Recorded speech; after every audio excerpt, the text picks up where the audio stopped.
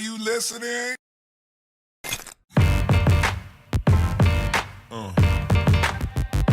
Breakthrough Media.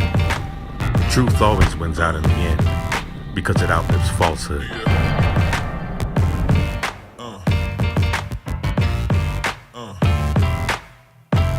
I'm the one that does the preaching here, for those who care to listen. Now, if there's anything that I can do... Well, there's one thing you can do. Tell me why nobody around here will listen to me. Well, if you want people to listen, you've got to tell them what they want to hear. I told them the truth. That's the last thing that most people want to hear. It's time for you to stand on the truth. Time for you to stand for what you know, what you've been researching. And the passion that comes out of B. Tatum comes from the truth. All I do is speak the truth, the whole truth, and nothing but the truth, so help me God.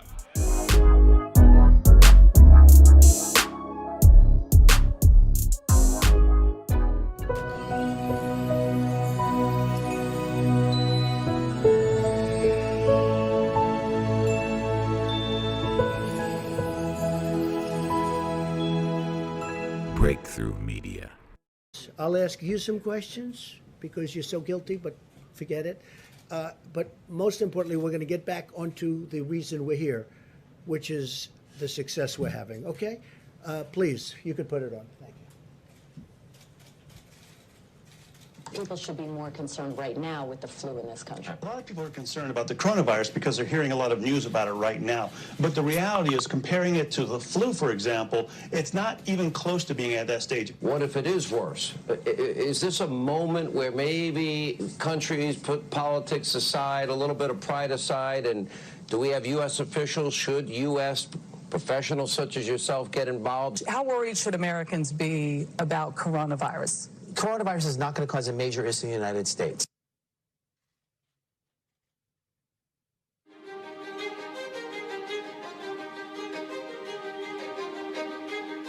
Well, we've asked them to accelerate whatever they're doing in terms of a vaccine. We will be suspending all travel from Europe to the United States for the next 30 days. To unleash the full power of the federal government in this effort today, I am officially declaring a national emergency. Medicare patients can now visit any doctor by phone or video conference at no additional cost. The first 1 million masks will be available immediately.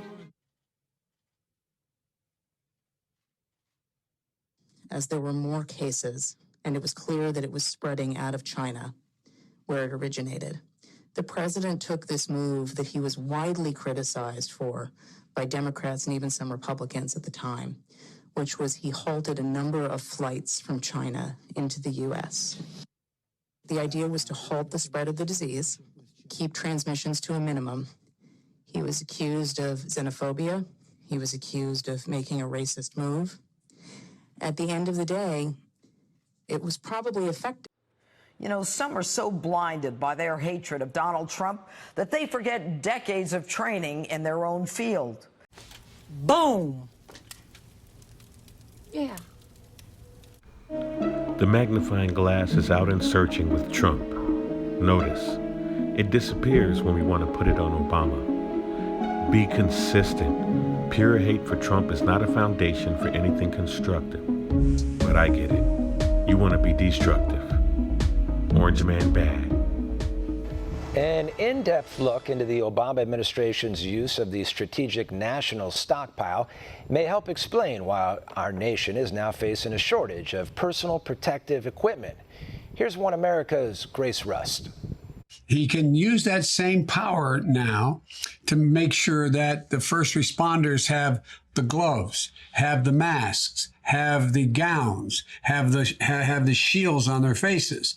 And quite frankly, he's been awful slow in getting that going. Former Vice President Joe Biden hammers President Trump over shortages of PPE, but fails to mention supplies were severely depleted during the Obama administration and never replenished. Earlier this week, the president announced the federal stockpile of strategic supplies was almost gone. The same day, Biden tweeted that it's a, quote, national disgrace healthcare workers don't have the PPE they need. He went on to advise the president to utilize the Defense Production Act to deliver needed supplies. But before moving forward as to how the president should address the issue, it's important to understand why the shortage came about in the first place. According to multiple government agencies, including Health and Human Services, as well as the Homeland Security Council, throughout the 8 years of the Obama administration, 75% of N95 respirators and 25% of face masks were used.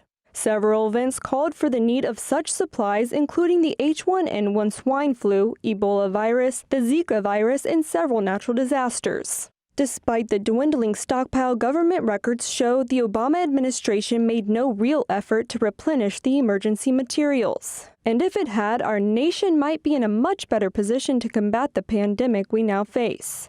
In addition to depleting emergency materials, the Obama administration cut funding for the SNS on numerous occasions, including a nearly $50 million decrease during the fiscal year 2013. When asked about the evidence showing the reduction in supplies under his leadership, Biden recently argued the move was meant to, quote, modernize the strategic stockpile. However, a spokesperson for the Trump campaign hit back, saying Sleepy Joe just doesn't want to accept responsibility for leaving America unprepared for a pandemic. You believe President Grace Trump Rust, is One America a racist? News. Yeah, no question. I do want to express thanks to you, Donald Trump, for being Breakthrough Media. And racist. A racist president who attacks people because they are African American. Racist. Racist. Racist. Do you believe President Trump is a racist? Yeah, no question. I do want to express thanks to you, Donald Trump, for being with us tonight. We need your building skills, your gusto,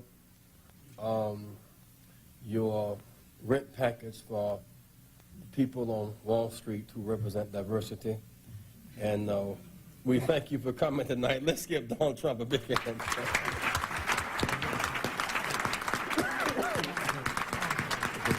A big hand for Donald Trump.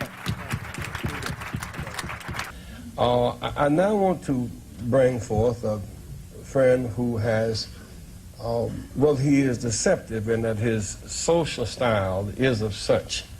One can miss his seriousness and his commitment, for his success is beyond argument. When we opened this Wall Street project and we talked about it, he gave us space at 40 Wall Street, which was to make a statement about our having a presence there. And beyond that, in terms of reaching out and being inclusive, he's done that too. And created for many people a comfort zone when I ran for the presidency in 84 and 88.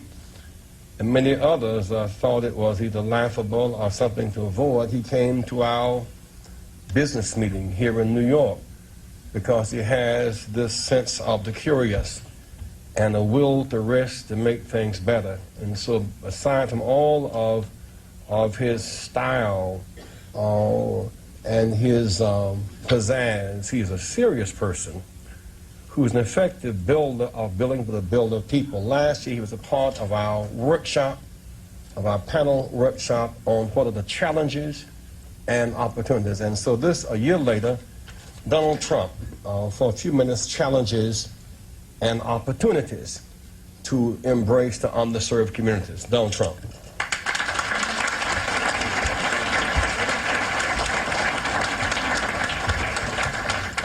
I will tell you, a large percent. Come on, try getting it out. Try getting it out. I'll get it out. I mean, I don't know if you're going to put this on television, but you don't even know what you're talking about. Try getting it out. Go ahead.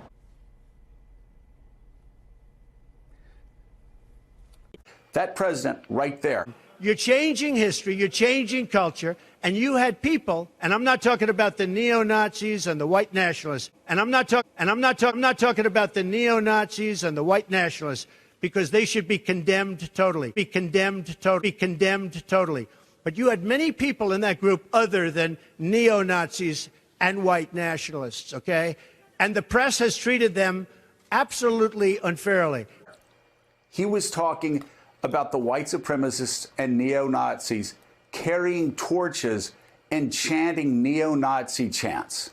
If that's the case, Barack Obama was a Nazi. Barack Obama is getting some rather unusual support from white nationalists. People always saying Trump getting support from white nationalists. This Make America Great Again hat is just as maddening and frustrating and triggering for me to look at as a KKK hood.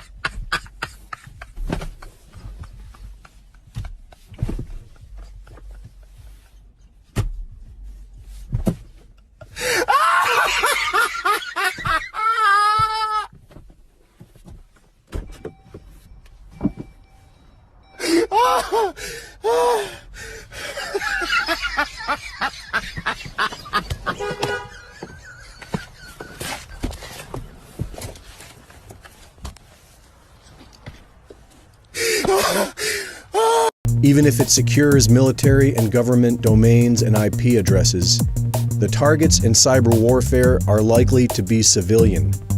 And the U.S. So proud to endorse Joe Biden for President of the United States. Choosing Joe to be my vice president was one of the best decisions I ever made, and he became a close friend.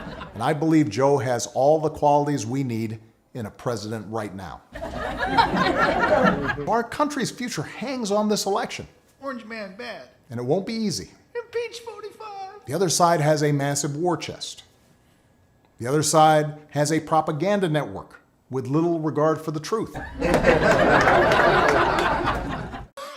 Oh, I get it. He's calling Fox News the real fake news network. You poor Democrats, it's gotta be difficult with only CNN, MSNBC, ABC, NBC, CBS, Vice, Telemundo, the New York Times, Washington Post, and most major newspapers, not to mention all of Hollywood, the actors, musicians, and the social media tech giants, all on your side. Look at how worried he looks. He can't even believe that the fate of the Democrat Party now rests on Joe Biden's shoulders, who's aging in dog years. It's obvious he's gotten a bit rusty and the silver tongue has tarnished. The cool and cocky Obama is a thing of the past.